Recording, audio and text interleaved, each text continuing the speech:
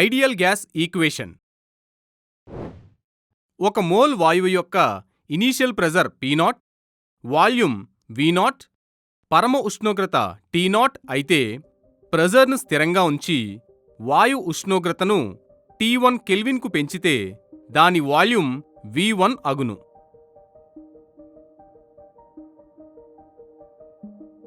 Charles నియమం ప్రకారం T1 kelvin వద్ద ఘనపరిమాణం V1కు మారితే V0/T0 is equal to V1/T.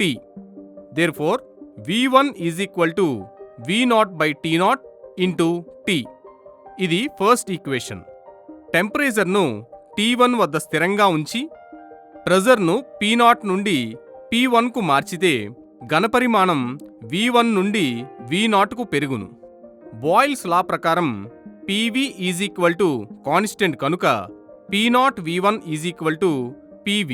Therefore, V1 is equal to PV/P0. ఇది second equation. First and second equations నుండి V0/T0 into T is equal to PV/P0.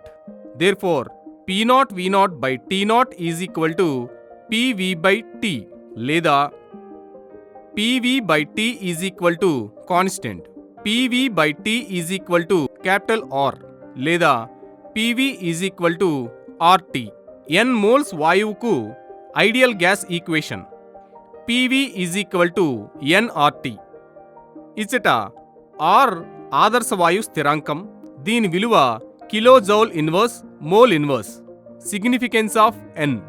వాయు ద్రవ్యరాశి m, molecular weight M అయితే వాయు ద్రవ్యరాశి మరియు అణుభారాల నిష్పత్తిని మోల్గా నిర్వచిస్తాము. Therefore, n is equal to m/M. ఈ విలువను PV ఈజ్ ఈక్వల్ టు nRTలో ప్రతిక్షేపిస్తే PV is equal to m/M RT అగును. Formula for n.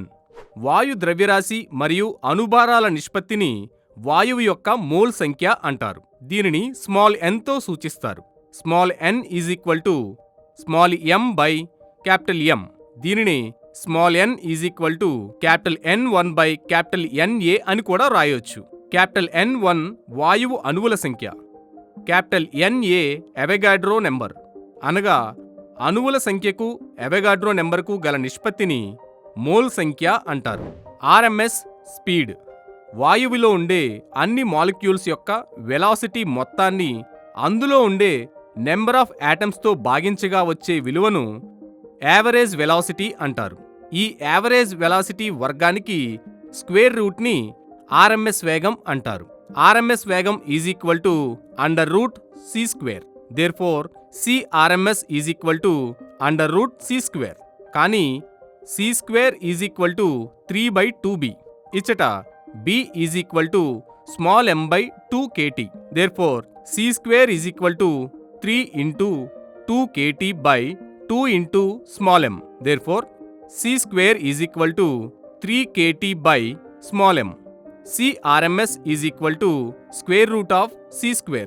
That is equal to √3kT/m. That is equal to 1.732 √kT/m. Average kinetic energy. వాయు అణుచలన సిద్ధాంతం ప్రకారం వాయువులో ఉండే అణువుల సరాసరి గతిశక్తిని ఉష్ణోగ్రత ప్రమేయంగా చెప్పవచ్చు. దీని ప్రకారం average kinetic energy is equal to 3/2kT. ఇచ్చట K Boltzmann constant, T absolute temperature. K is equal to 1.381 into 10⁻23 joules per Kelvin మరియు T is equal to 273 Kelvin. అయితే KE is equal to 3/2 into 1.381 into 10⁻23 into 273. That is equal to 5.66 into 10⁻⁻21 joule అగును. వాయు అణుచలన సిద్ధాంతం నుండి అభివృద్ధిపరిచిన వాయువు యొక్క పీడనం నిర్ణయించుటకు pressure, వాల్యూమ్ల మధ్య సంబంధాన్ని కైనెటిక్ ఎనర్జీతో రిలేట్ చేయవచ్చు. ఆదర్శ వాయు సమీకరణం నుండి PV is equal to nRT first equation. అదేవిధంగా PV is equal to 2/3 N 1/2 mv². Second equation, first and second equations నుండి small nRT is equal to 2/3 capital N 1/2 mv². Therefore T is equal to 2/3 capital N by small nr into 1/2 mv². ఒక mole gas కు R is equal to NK కనుక N by R is equal to 1/K అగును. Therefore T is equal to 2/3 1/K into 1/2 mv². Therefore 1/2 mv² is equal 3/2 kT. Average kinetic energy 1/2 mv² is equal to 3/2 kT. Average kinetic energy is equal to 1/2 mv² RMS. వాయు అణుచలన సిద్ధాంతం నుండి వాయువులో ఉండే అణువులు గమనంలో ఉంటాయి కనుక అవి కైనెటిక్ ఎనర్జీని కలిగి ఉండును. ఈ కైనెటిక్ ఎనర్జీ వేగంలో పెరుగును కనుక యావరేజ్ కైనెటిక్ ఎనర్జీతో సంబంధం కలిగి ఉండును. అనగా RMS వేగం మరియు అబ్సల్యూట్ టెంపరేచర్తో కూడా సంబంధం కలిగి ఉండును అని తెలియను. యావరేజ్ కైనెటిక్ ఎనర్జీ ప్రతి వాయు అణువు యొక్క ద్రవ్యరాశి మరియు RMS వేగ వర్గాల 1/2 రెట్లకు సమానంగా ఉండును. దీని ప్రకారం K is equal to 1/2 small m VRMS whole square. M is equal to ద్రవ్యరాశి, VRMS is equal to RMS వేగం, K is equal to average kinetic energy.